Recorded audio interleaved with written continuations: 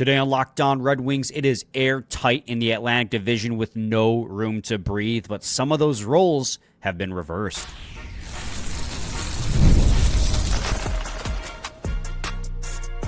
You're Locked On Red Wings, your daily podcast on the Detroit Red Wings, part of the Locked On Podcast Network, your team every day. Welcome back to the Locked On Red Wings podcast. We are your hosts, Brian Fisher and Scotty Bentley, part of the Locked On Podcast Network, your team every day, and you can listen to us wherever you get your podcasts. Today's episode, we want to take a look at the Atlantic Division. We're just a little over the month into the season, and we have kind of a snapshot now of how these standings are looking. It's airtight, just no room to breathe with number 1 in the division and through to number 7 in the division. Yet, the teams that are at the top and the teams that are at the bottom are a lot different than I think we were expecting going into the year. So we'll talk about that, just our reaction to what the Atlantic Division is doing at the moment, and also if the teams at the top are for real and if the teams at the bottom are going to be struggling like this all year long. Before we can get to any of that, I got to let you guys know today's episode is brought to you by FanDuel. Download the FanDuel app right now by visiting FanDuel.com and win $300 in bonus bets if your first $5 bet wins. Scotty, the Atlantic Division is as follows, going from top to bottom. It is Buffalo in 8th place with 14 points. Toronto with 17 is tied with Florida at 17 for 6/7th. Detroit and Tampa Bay are tied for 4th/5th at 18. Ottawa and Boston are at 3rd and 2nd with 19 and 20 respectively. And Montreal sits at the top with 22 points, 10 wins, 3 losses, 2 overtime losses. So while we expected the Atlantic Division to be this tight with just 5 points separating 1st from 7th, this season, because the Atlantic Division and the Eastern Conference as a whole, we expected to be very competitive. Who is at the top and who is at the bottom, I think, is certainly shocking to us. Well, not Buffalo, but bottom being 6th and 7th. Scotty, what teams have surprised you the most here 1 month into the season? Hey, man, so how many times are you going to say 6-7? Because that was like borderline intentional. Like you did it like 80 times. I saw you like getting ready to snicker, and I could not understand like what did I say that was funny? Because as far as I'm aware, like I'm like that was a pretty clean intro. Thing, and I was like, no, I'm not gonna do it. Sorry, a millennial here that went right over my head until you said something. I apologize. So old, dude. Yeah, I think, I mean, obviously, like you said, kind of the roles maybe a little bit reversed. I think the two biggest surprises, I would say, so far are the Bruins and the Leafs for different reasons.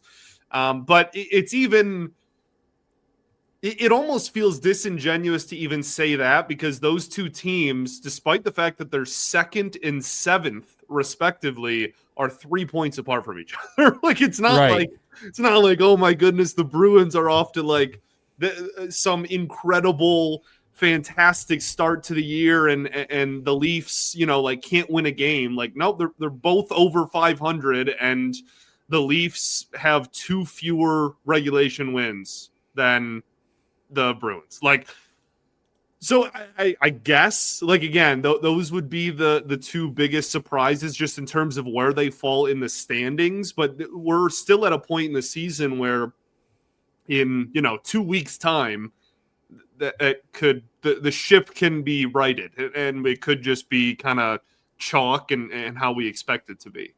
Yeah, I mean, Boston's expected goal share at 5-on-5. Here we go again already. 4 minutes in, Brian's bringing up expected goal share. That might be a new record.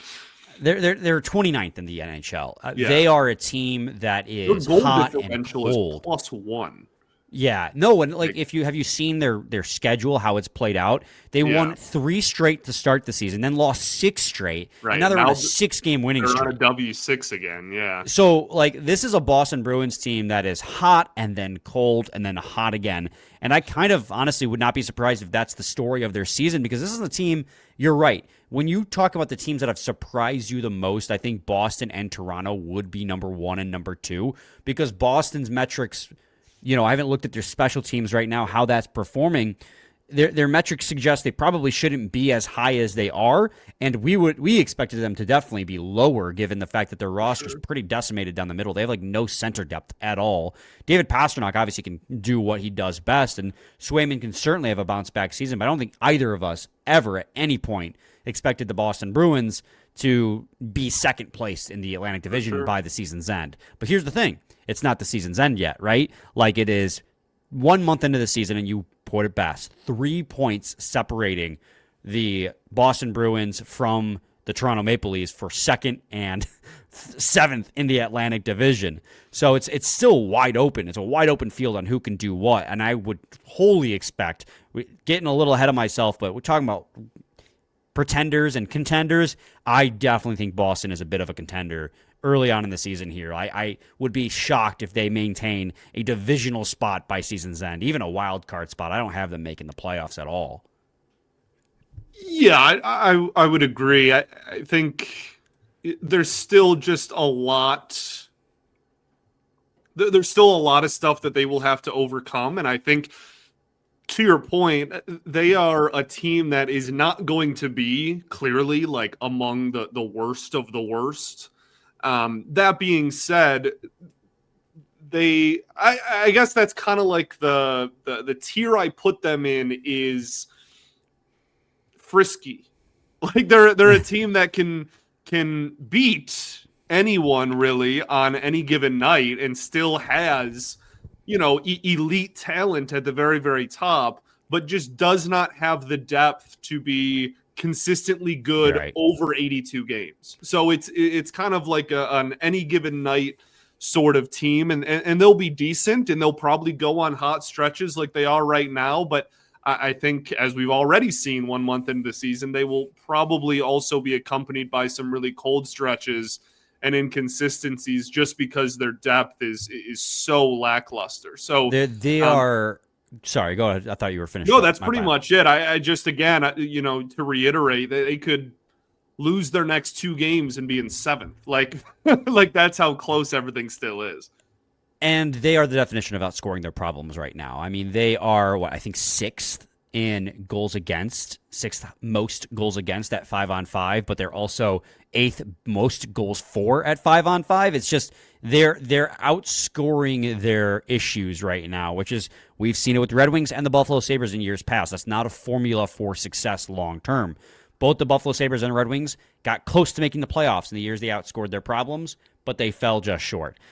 Speaking about goals against, though, no team has allowed more goals against at 5-on-5 than the Toronto Maple Leafs, the team that you just brought up as one of the big surprises. And again, they're 4 points out of the first place in the Atlantic Division, and I think they'll rebound enough to be a divisional team eventually.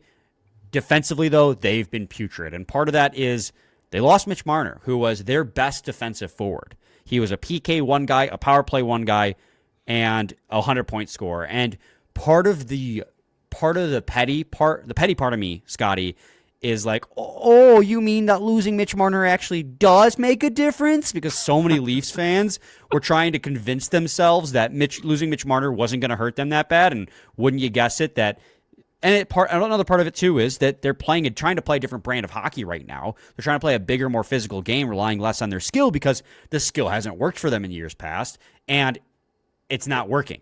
So now they're playing right. They're playing with less skill, and this physical brand they're trying to establish does not work.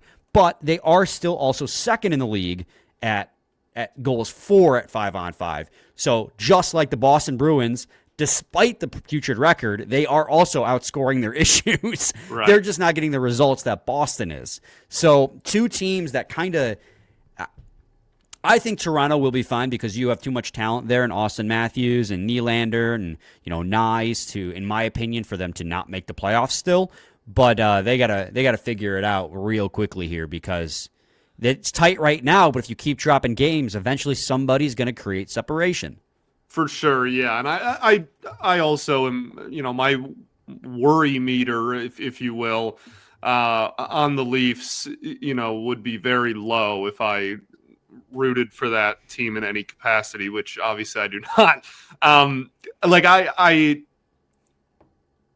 Again, they still have more wins than losses on the season. Like, it's not even like this has been some catastrophic, like, oh, they're one of the worst teams in the NHL. Now, to your point, that 60 goals against total on the year is the most of any team in the Atlantic. So clearly they have an issue there, and that's been kind of a talking point for the Leafs in this whole like Austin Matthews era. Kind of has just been like, they have the offense, they have the ability to put the puck in the back of the net. Do they have depth on the blue line or really anybody consistently that they can put in net? And I think that probably letting your best defensive forward walk, that also is an 100-point producer. Best defensive forward and also one of your best offensive forwards. Right. Austin Matthews. Just incredible. Letting him walk is certainly a decision that I think they right the ship. I think they'll be fine, but I think they are in just the early stages still of learning how to win without some of the talent that they've had in years past on this year's team. But I think they'll be a glass cannon. Like, they'll be a outscore your problems team probably for a majority of the year. It's what they've always been, honestly. Right, but I think they will be able to do that because they have the talent to do that. So it'll be interesting to see. I do want to talk about the Panthers, who are currently tied with the Leafs down there. That's obviously a talking point. And then the Senators got off to a really slow start, death taxes and a slow start, and then and a Senators slow start, as I always joke on this show. But then, they only have one regulation loss in the last 10 games and are right back toward the top of the division. So they're obviously a big talking point too. Yep. We'll talk about those teams in segment 2. So stay tuned to Locked On Red Wings. When I'm hydrated, everything just works better. My focus, energy, mood, even my skin. That's why I've been using Drip Drop. It's doctor-developed hydration that keeps me running at full power no matter what my day looks like. Drip Drop isn't your average sports drink. It delivers 3 times the electrolytes and half of the sugar of leading brands using a science-backed formula trusted by medical professionals, firefighters, and over 90% of top college and pro teams. You're going to love using Drip Drop as part of your daily routine. You just mix a packet in the morning before the gym or during that midday slump. Hydration has become non-negotiable. Drip Drop helps me feel sharper, calmer, and honestly, just better overall. Right now, Drip Drop is offering podcast listeners 20% off your first order. Go to dripdrop.com and use code LOCKEDONNHL. That's dripdrop.com, promo code LOCKEDONNHL for 20% off. Stock up now before the heat hits hard come springtime, and keep your body and mind performing at their best with Drip Drop. Segment 2, Locked On Red Wings podcast. All right, Scotty, there's a host of other teams I want to talk about because it's the Atlantic Division. It's so tight, right? And again, I want to reiterate the same thing we've talked about a couple times, mentioned a couple times, that Toronto's at 7th, Florida's at 6th, and Detroit is 5th, Montreal 1st. That sounds crazy, but the degree of separation is so small. I've said 5 points, but really 2 wins. 2 regulation wins is separating 1st from 7th. So while it's definitely shocking to see how some of these teams are playing, like there is something to be talked about there with how poor some of these teams are playing and how great some of these other teams are playing. Also know that it's going to continue to be this airtight probably all season, and we'll see teams find their level. Some teams will regress to the mean backwards and others upwards. Yeah, 1st and 7th are separated by 5 points. Like that's insane. 3 regulation wins. Like, you know what I mean? It is, and not even. It's 2 regulation wins and an overtime loss can get you, that. So it is very tight. Where do you want to go? You want to talk Panthers? I mean, I don't think that's a super long conversation. Like they're still the Panthers, and to your credit, you had mentioned even in our preseason preview how maybe they get off to a slower start because they're dealing with some injuries. at the beginning of the year and then, pick it up as the year goes along. I think that's probably more so what we're seeing here. I'm not like worried that the Panthers are just going to be like bad this year. And yeah, like they're in sixth and a win away from being in fourth. So Right. like, you know what I mean? Like literally if they win their next game, they're in fourth place. So I think they're fine. Well, they're just so beat up, like Yeah. beyond the normal that we knew about at the start of the season. Like obviously Barkov's out for the year. Kachuk's probably going to miss the first half of the year. No Sex out on the LTIR. Dmitry Kulikov's on the IR. Then I thought I saw something about Gadjevich also is out now. Puckpedia hasn't updated that, but I thought I had seen something about him being out for a couple months with a surgery himself. I'll have to double check on that one. But this is a team that obviously they are just built for the playoffs. But at some point, you knew the 3 straight Stanley Cup finals were going to take its toll on this team, and I think we're seeing it early on the season here. I said I wouldn't be surprised if they slipped as low as wild card this season because of the injuries taking their toll early before players got healthy. I stand by that. I think these injuries are going to continue to have a pretty tough impact on this team. They've lost their 2 best forwards to start the year, and one of them is not going to come back this season, as well as one of their more reliable veteran defensemen. So I struggle to see how they will. I mean, they could any higher than third in the Atlantic would surprise me. I'm not going to lie to you. I think this is a wild card team with all these injuries. But if they do make the playoffs, I think again you could see a deep run by them because they're just built for that style of game. The rules are different in the playoffs. So I'm not counting them out for playoffs, but I'm definitely tempering my expectations just due to all the injuries. And so I'm not shocked that I'm a little surprised they're 6th, but at the same time, it's so tight that it's like a good 6th place. It's like when you bogey a hole in golf after you shanked a shot, you're like, oh, that's a good bogey. They're in a good 6th place given all the injuries and how tight the Atlantic is. Yeah, like I said, they're literally a regulation win away from being in third. Like right. they're right there. So I tend to agree with you overall. I think they're also kind of set up to be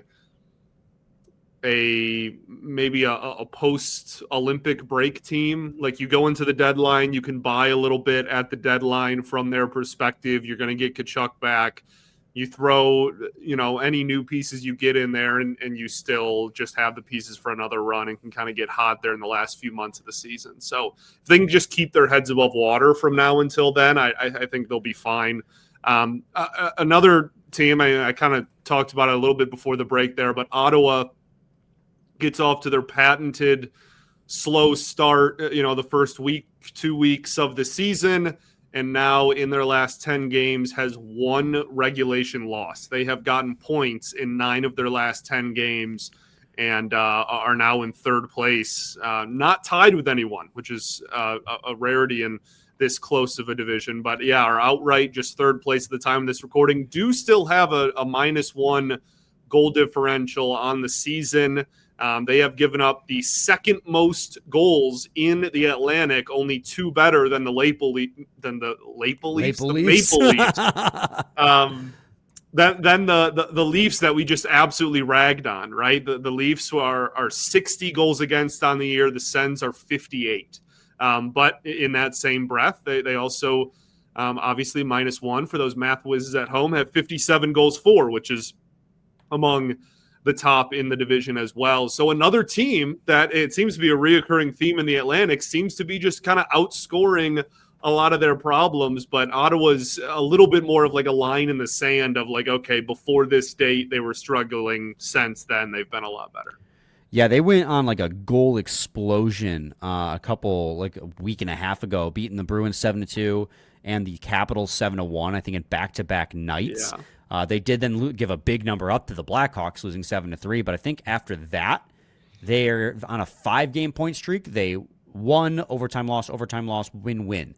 So I think Ottawa is exactly where they're exactly where I predicted them. And again, keep repeating it just to remind people, it's airtight. That could change in a heartbeat with how close it's been. But 3rd place in the Atlantic, I'm pretty sure that's where I had them in preseason predictions. So even with the loss of Brady Tkachuk, they're still playing a pretty high level. Scotty, real quick, we got to talk about the elephant in the room, and that's the team that's in first place. That's the Montreal Canadiens. And they are, if Boston is 1, Toronto is 2, I feel Montreal is 3 in terms of surprise at where they're listed in the standings. They had a great year last year, snuck into the playoffs as a wild card, got bounced in 5 games by the Washington Capitals. I think everyone kind of expected, that everyone's a generalization. I at least expected them to regress a little bit to the mean, but they had made some nice acquisitions in Dobson and Bolduc, along with a rookie coming over from Russia to kind of bolster that and prevent that. And they're off to a hot start. They're 10-3-2, 10-2-3, something of that. 10-3-2, yeah. 10-3-2 on top of the Atlantic Division with 22 points. I mean, what do you make of the Canadiens, dude? I hate how much I love watching this team play hockey because it's the Habs and gross, but man, they are really fun, and there's a lot of players on this team that I like. We've been, and this makes us sound way smarter than we are, but we've been on the train of hey, the Habs are coming, the Montreal is on its way. For the last couple of years now, and obviously they took a big step forward last year. Now, I don't anticipate them to win the Atlantic. That would be another monumental step forward, but they have the personnel to hang, man. This is not a flash in the pan, what was the year? Was it 2 or 3 years ago now where the Ducks randomly were amazing for the first 3 months and then didn't even make the playoffs? This is not that. This is not just a random outburst from a terrible team and they're going to still end at the bottom of the division. This is a team that is talented, has a young core in place that's going to be there for a long time. And I still think there's some questions about depth and, I don't know, a little bit maybe on the back end still, but there's a lot of talent here. And I think them to be in the playoffs, I'm kind of in on. I kind of if we're doing buy or sell, I kind of buy the Habs being a top 4 seed in the Atlantic by the end of the season.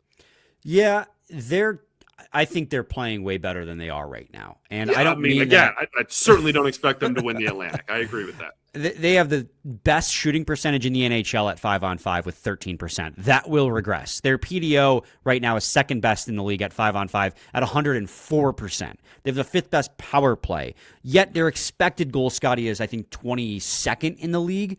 Their expected goals for, I'm sorry, I apologize. The expected goals for them is 27th in the league. So they're scoring way more goals. They're finishing on way more shots than they should be right now. And I think that will regress. They'll fall a little bit in the standings, but I agree with you that they are absolutely, in that hunt for a wild card again.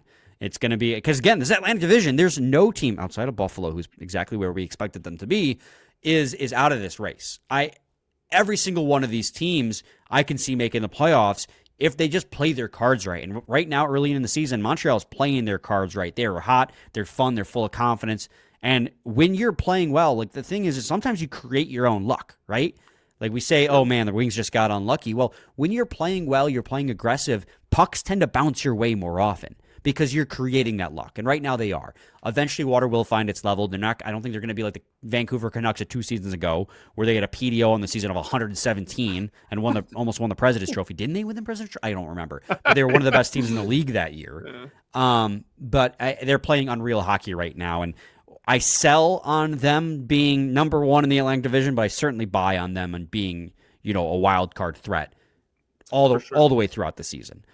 Scotty, let's head to another break. When we return, we'll finish up this conversation, and we'll talk a little bit about Todd McClellan because he clarified his comments from the other day. Stay tuned to segment 3 of Locked On Red Wings.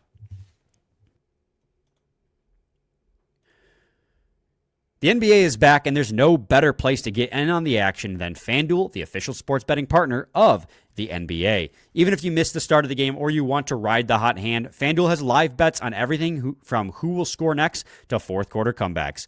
Plus, you can even combine your live bets into a same-game parlay for a shot at a bigger payout. It keeps every game exciting, especially when your team's making the late push. Right now, FanDuel is giving new customers $300 in bonus bets when your first $5 bet wins. So head to FanDuel.com to sign up and play your game with FanDuel, the official sports betting partner of the NBA.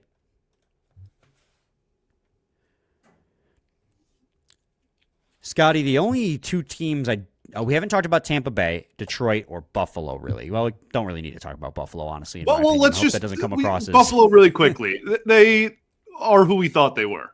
Yeah. The thing is, I expected them to be they still have a really potent and effective offense, but they just give up a ton of goals.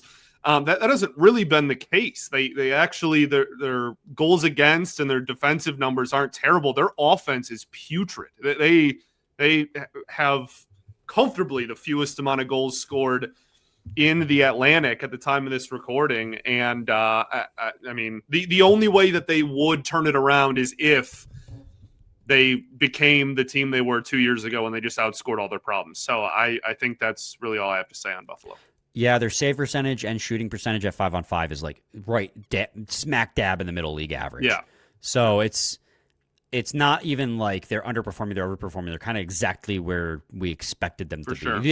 They are who we thought they were, like you said. I think Tampa's really interesting, though, because they have had one of, and this is just using very, very basic stats. I'm sure Brian will bless us with the more analytical side of things, but they have been one of the best teams in the entire NHL in goal prevention.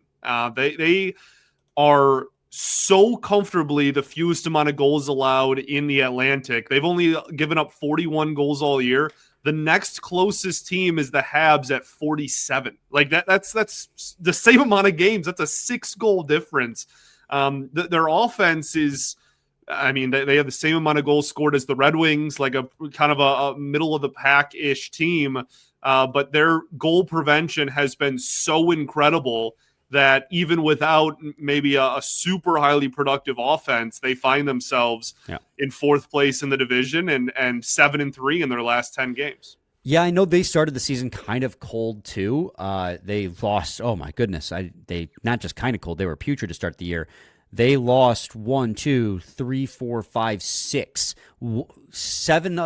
their first 7 games they lost, with an exception to a win against the Bruins. And then they heated up. Since then, they've won 7 of their last 8. So after losing 6 of 7, they've won 7 of 8. So you have to be trying to do it, right? It has to be on purpose. It's not. Dude, there's only like 6 or 7 games having been played at this point in the season. Like, what do you want? It's just a number that's going to be coming out of my mouth a lot this episode. Anyways, you were right. They are a staunch, great defensive team. They always have been. And then they have some of the league's most prolific scorers on their team over the past decade. On top of that, you said they ranked in the top 5 in goals against, fewest goals against, I should say. They are 4th fewest in expected goals against at 5-on-5. So they're getting the numbers they're earning. Right. And like you said, their goals against and their expected goals against are goals for rather are right in the middle of the pack. But they have Kucherov, they have Point, they have Gensel. Like those are the scoring will come. Tampa, I had pegged. I think they're still gonna win the division. I think Tampa, is still just finding their groove. The offense is gonna wake up and they're gonna keep playing this good defensive game.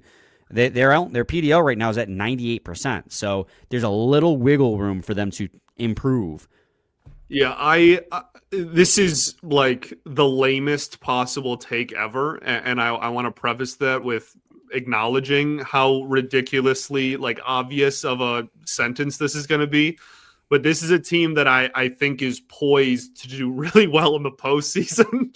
And again, they have done nothing but be successful in the postseason for the better part of half a decade. So I understand that is not a super hot take by any stretch of the imagination, but just that defensive brand. They have obviously really good goaltending, really good defense, veteran guys that know how to win and be successful and go on deep runs. And to your point, I don't think this is even the ceiling of the offense. I think this is kind of I guess literally a sleeping giant, if you will. And we know that they're a giant based on, the last 5 years. So, I think they're middle of the pack for now, but I think are probably trending upwards. And that leaves us with the Detroit Red Wings, which I don't even know if we need to do that because we talk about them literally every day. But I will say the same thing that I've said all the time, and because I still hold this belief, despite the 3-game losing streak and the offensive drought, it'll level out. They'll regress back to the mean in a positive way. They have the second worst PDO at 5-on-5 in the league right now. Their shooting percentage is one of the worst in the league right now at 5-on-5. Again, second to worst. They're not going to shoot 7% the rest of the season. There are things they got to do to improve upon that, and Todd McClellan mentioned it in today's practice media availability, and that they need to get to the net. They're not getting the net for rebounds, redirections, or getting in front of the goalie's eyes. And that's why they're taking a bunch of shots, but they're not scoring on anything because they're not getting to the areas where the puck is going to be after the initial shot. And so that will go a long way to them rebounding offensively, but the offense is going to come. They're top 5, top 10 in shot attempts and expected goal share. They're let me see here. They are 11th in expected goal share at 5-on-5. So I'm holding steadfast for a little bit longer that I believe, again, how much they will rebound, it remains to be seen, but the scoring will rebound and they'll start winning games. I think Detroit is still a better team than they're playing right now. The offense will wake up, because if it doesn't, well, then we're in for some trouble. Well, and I don't disagree with you. I think the only concern there is, we just talked about 7 of the 8 teams in the division from the context of they're maybe off to a slow start, but could be really good, or they're off to a really good start and could still be, playoff contenders or whatever. It's a really, really good division. Yes, it is. And that's the biggest takeaway is, man, this division. That's it. It's just, man, this division. That's the takeaway. I hate it here. I want to play in a lighter division, man. I hate it here. Ever since we've moved to the East, man, it's just been a bloodbath. Anyways, I mentioned Todd McClellan a second ago. He had that practice media availability. And Scotty, he did kind of clarify his comments from the other day. We had fun speculating on what it could mean.